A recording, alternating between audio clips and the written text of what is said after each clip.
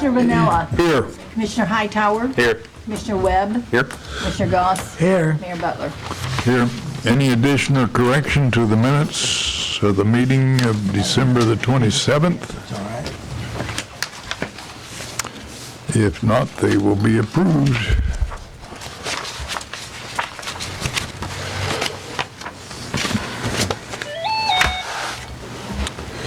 Okay.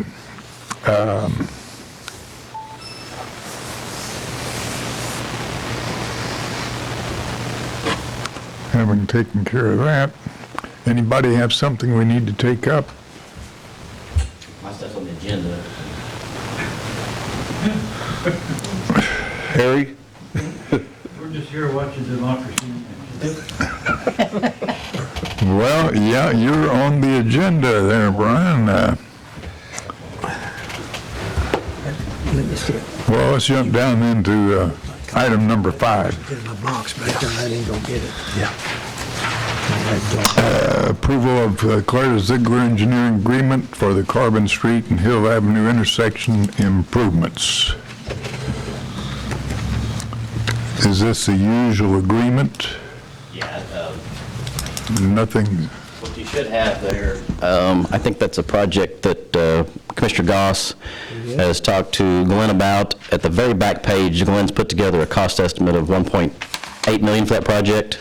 And I think what they've told Glenn to talk about getting going on is some design and the right-of-way for that. So that's what, that agreement there is the same one we've passed for some of the other projects we've done recently. okay, now, is this the roundabout deal? Right. The roundabout and then widening Carbon all the way down to Princeton. Are we on the same page on that? Yeah, Carbon Morgan roundabout? yeah, that was the, I was told we were going to start, first of all, get the plans and get the paperwork together for start making the right-of-way acquisition. Okay, that's what we're talking. Okay. We were all in that conversation on that part of it. Okay, now, Not letting the bid right now or anything, just getting right-of-way and getting the engineering plans put together. okay, now, is the total projected cost about $1.7 million? That would be for doing the roundabout and widening Carbons from Morgan south to Princeton. Yeah. Okay, now, does this all have to be in one project? It would be difficult, well, you could cut off a widening of the Carbon piece. But that's $100,000 of the whole project, I think, wasn't it, Glenn? Oh, only 100,000. Plus right-of-way, Yeah, now, what I don't understand is why we have to spend over $1 million for the roundabout. We didn't spend near that much for the Boulevard Russell Street roundabout. Well, your average traffic is significantly increased, so Much larger roundabout. normally your amount of your traffic kind of equals in a way to the diameter of your roundabout. So if you recall, we had we did an intersection design study for full development out there at one time that the city had us do, and we had Orston Engineering through us, who's a kind of a specialized in roundabout. They did a 2-lane roundabout, then they also gave us the geometry for a single-lane roundabout as far as the diameter of it, and I don't recall that off the top of my head. And that would be the first phase. What we need now is just really a single lane. The dual lane roundabout is something probably 20 years from now, but we got it approved. But so this would just be proceeding with the single lane roundabout, but the diameter will be equivalent to what you need for this traffic. Brian, has there been a cost analysis? Is that still going to be cheaper than a set of lights out there, I guess, or? We looked at that both ways with them. Again, that's been 3 or 4 years ago, but yeah, it was very similar cost. And the idea was like the Russell Boulevard was that then you don't have the light signals and stuff. So this project was on the TIF list that we put together with each department. If you recall, we had on there engineering and right-of-way listed as like a year 1 project, and I don't think we actually got that far down on each department because it'll take between right-of-way and design, you're talking about, I'm just guessing, a year roughly before you're ready to go to construction. My question. Now, okay, you said this would be paid by, strictly by TIF monies? Well, it'd be up to the city, of course, but it's TIF eligible for those. It was on that list when we were talking about what to spend with TIF, yeah. Okay. We need to get. Actually, what I thought we was getting ready to do is with our metropolitan group. We we're utilizing that. Simcoe or something? Russell Street from DeFore to Morgan? Yes, we're getting about Okay. 500,000 or 600,000 from Simcoe for that, and the local share is going to be 20%, and about 100,000 would be the local share for the piece of North Russell, from Dewford to Hill Avenue. And we've already got that right-of-way acquisition. And that will be, hopefully that'll be let by end of June, 1st of July. Now, our shares of that is how much, Glenn? About 100, a little over I 100,000. thought so, And, yeah. and we already have the right-of-way We acquisition. got everything. Okay. The plans are being approved. They've been reviewed, corrections have been made. We should be ready to bid in the next week or two. We can proceed with that without the roundabout project. They're two independent Two projects. different streets. Okay. Yeah, the Russell is using the federal money. Yeah, and the local share would be MFT for the 100,000. Yeah. Okay. What will that intersection look like up there? Will that be just stop signs or? Okay. On Russell, you're talking about? Yeah. Yeah. Well, what is the traffic volume at Carbon and Morgan at peak periods? As it is right now, what is Morgan? I was thinking it was 10 to 12,000. So double what Russell and Boulevard was. Yeah. It was about 6,000 at Russell and Boulevard. Right? Yeah, roughly. I doesn't know off the top of my head, but it was significant. So, and the idea is too is that any development, you know, as it's occurring there on the west side, it's going to eventually move over to the east side, and that's going to take off. So, And part of that cost too is to transition.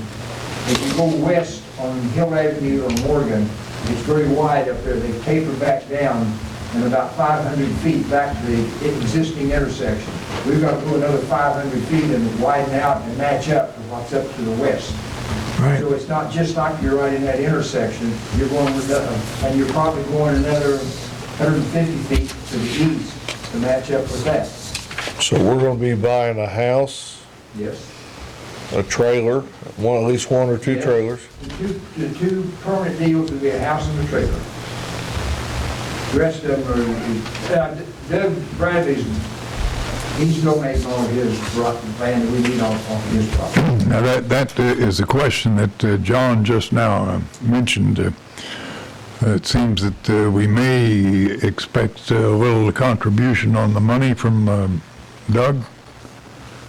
Could be. And now And, his contribution would be through his tip. So I don't know if it's paying Peter or Paul or what, but the contribution he would contribute would be through tip. I think this is something we need to get nailed down. What, I guess my question is, with looking at what we hope is big future development in that area for the economic development of Marion in the near future, what is the benefits of the roundabout over a traffic signal? Moving 40%, you can move 40% of the traffic through a roundabout in a signalized intersection. This will be a dual lane roundabout too, right? Or- well, single lane now, Okay. eventually It'll dual. be- It would be designed to accommodate Right. the dual, but right now. God, I can only hope I live that long to see that. It's single right now. The dual lane was, you're talking about traffic projections that IDOT made us use like 35,000 cars or something. We won't see that for years. Okay. The single lane will. So the construction will just be for a single lane? We're single lane now. Okay. And then. Right away will be for, Right, and the big benefit is too, is as you're on 13, you know, it's front, when you're not in peak conditions in front of the mall, it's just like Russell Boulevard, you're not sitting in a light for 2 minutes staring at nobody going. It'll move the same amount of traffic as those lights or more, like Glenn said, or then non-peak time, you're still moving that traffic much more efficiently. You can see the benefit of that at Russell Boulevard today. yeah. Yeah, there you I mean, go. it moves them right on through. Yeah. Well, it depends on who's getting in there with you. Intersection too. Yeah. We have enough TIP funds to take care of this? Well, I mean, that's what you have to look at to see within all the other projects you want within this TIP funds, because that's where it's going to be. You know, and that's what you need to do, is to look to see, you know, I've done some estimates the best I can do, because I don't know what all we have. I'm showing right now that, yeah, it appears we do, yes. Regardless of that existing, you know, the original amount of money we had, we talked about. But, you know, I don't know if I've got everything down here or not. So you're saying this is year one money? Yeah. Did you want to The take, beginning balance money we had. There's Okay. big parcels of property to be acquired. They all have to be appraised, they've got to be negotiated. It's going to take some time just to get the parcels of property needed to get it done, and then the plan's got to be approved. So you're probably looking at the end of this year, or this year, before you could even think about going into construction. Are you widening on both sides of Carbon there? Land acquisition on both sides? Yes. Okay. Well, what you're probably trying to do is going to carry that 36 feet wide all the way down to Princeton. So what you got on the count, they're separated on the agenda. Number 4 is the project estimate. I mean, if you wanted to move forward with this, you could approve now. What we had on that initial TIF project wasn't approving the whole project at the time, it was approving engineering and right-of-way, which I don't remember. I don't have that spreadsheet with me. Did you have that spreadsheet that was TIF? It was like 250,000. I can't remember what it was. Right-of-way plus design was like 250 for right-of-way and design to get us to the point that we would have a new cost estimate. Yeah, I think total design was what, little over 100,000? Yeah. Yeah. So about 250,000 would get you to the point of ready to bid, knowing what a new, because obviously we would have a new cost estimate based on a design, so we'd have the numbers nailed down better, so. Pay for us, pay for it, I don't know how we can do that. Yeah, John is wondering how we're going to pay for this, assuming that the probable project costs reflect what the actual cost would be. We're talking about $1,700,000. And do you have any idea, any thought on it? I think we need to talk to Mr. Bradley, Doug Bradley again, because my understanding, his commitment was more than just TIF. And so I'm not too sure we're on the same page on how the money's coming in. Where I'm coming from, Glenn and Brian. I'm for doing the project at some point, but I'm not too sure we're starting out the proper way. Okay, well, you're suggesting then that we delay until you've had a chance to, I think we can either have a special meeting or put it on next agenda and to give us time to talk to Doug Bradley. oh, okay. Or you can table it. I just table it if it's, I think. Table it to our next session? Yep.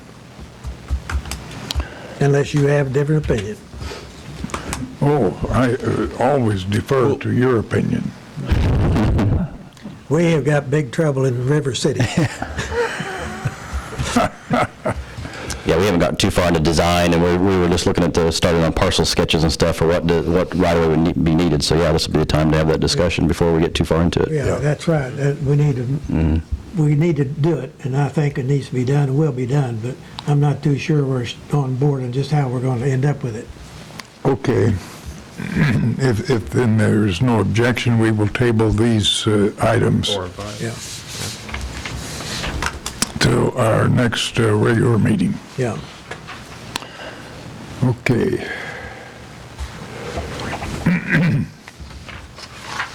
And you got 6 and 7 with Glenn, or Brian too. You won? 6 and 7's also with Brian. Okay.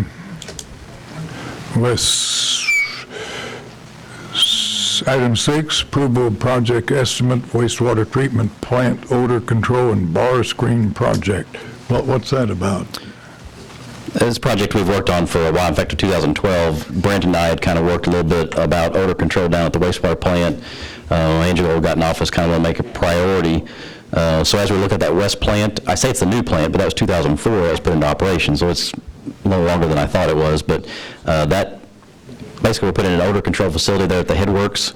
I think Brent would like to probably tells Angelo that we're not going to knock out 100% odor. I mean, it is a wastewater plant, but if you notice that on Route 37, Yeah. certain times, certain temperatures, certain humidity, we do have an odor problem. This is going to help that. It's basically a carbon filter we're going to put at the very head of that plant. At the halfway road, that lift station pumps from halfway road all the way to the wastewater plant, pops up. After being in that pipe for 19,000 feet, you can imagine that's the problem. So it's going to basically draw the air off of there, run it through a carbon filter to simplify it, and basically scrub that air. The other thing is that he's got a bar screen right there at that headworks that's kind of eaten up and needs to be replaced as well. So he's combined that into a project Again, on the agreement I sent you, or gave you there, it's the same language on all our engineering agreements we've used, but the last sheet has the total budget for that. I don't remember what it was, 450,000? I might defer to you guys to. 448,000. 448,000. We had a meeting last week. Okay, now this would be funded through a TIF?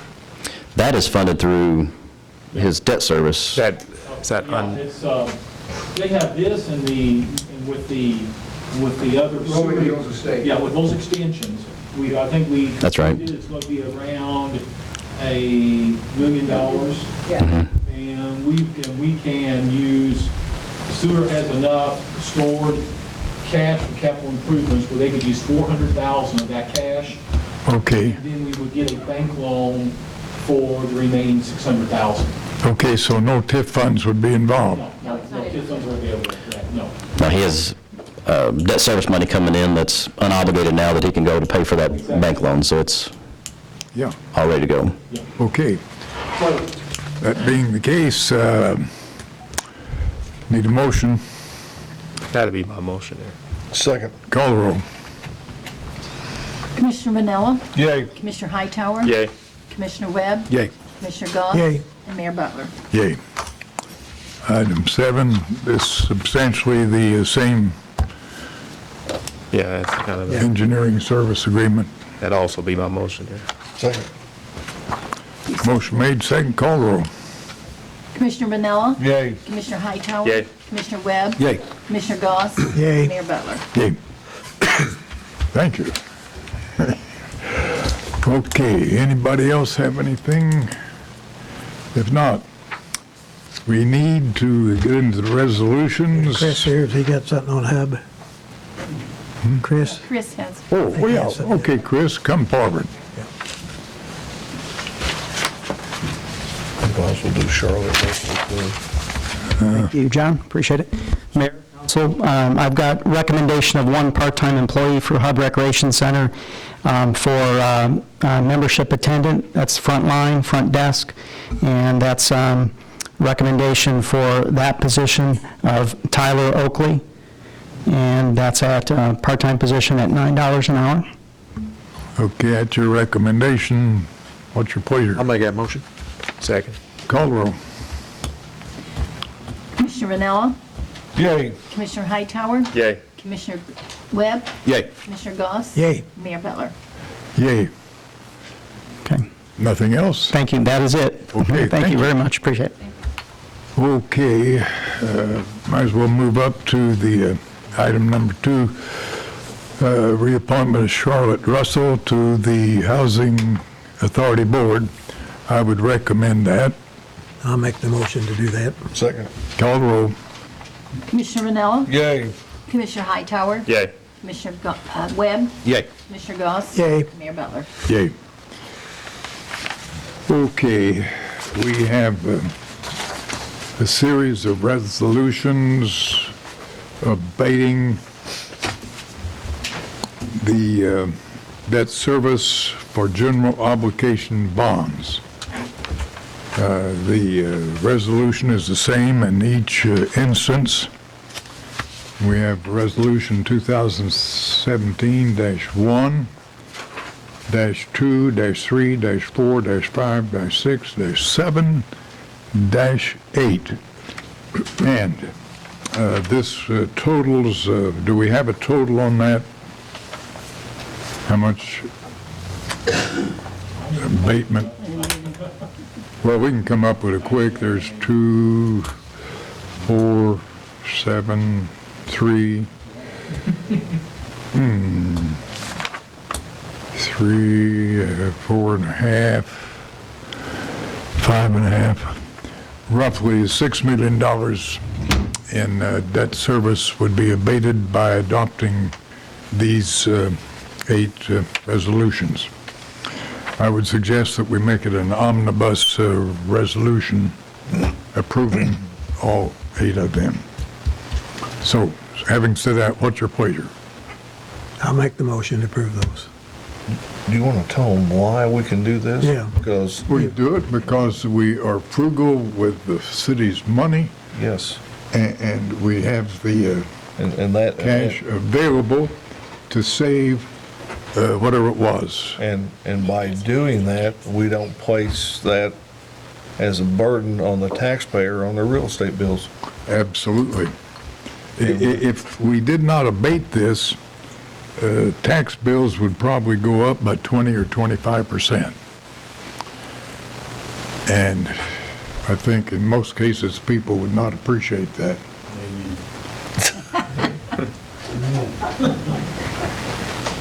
So, having said that, That's twice Harry's spoken at a meeting. having said that, what's your pleasure? I make that motion to abate the general obligation bonds for the set amounts in A through H. 1 through 8. Yeah. Second. Call roll. Commissioner Manella, Yay. Commissioner Hightower. Yay. Commissioner Webb, Yay. Commissioner Goss. Yay. Mayor Butler. Yay. Okay, I see nothing more on the agenda. Bills or anything? Yeah, I'll pay the bills. There's no consent agenda. I make a motion to pay the monthly bills as funds become available.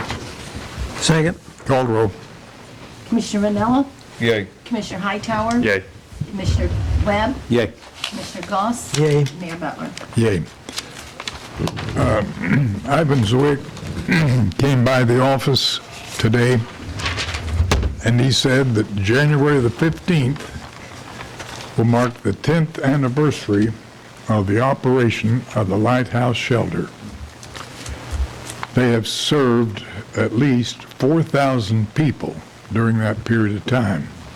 95% of the people have come from Williamson County and some of the fringe counties. Only 5% have been transients. So it is obvious that the Lighthouse Shelter has certainly done a commendable job. They have been answering a need that had long existed in Marion and Williamson County. It is interesting also to note that they have a regular, steady staff of 50 volunteers. And so I think Ivan and the Lighthouse Shelter Board are to be commended for the good work that they've been doing. And we should celebrate with them the 10th anniversary of a very successful operation. Well said. It's true. That's the most dedicated group I've ever been associated with. And you're in there, you're involved. Yeah.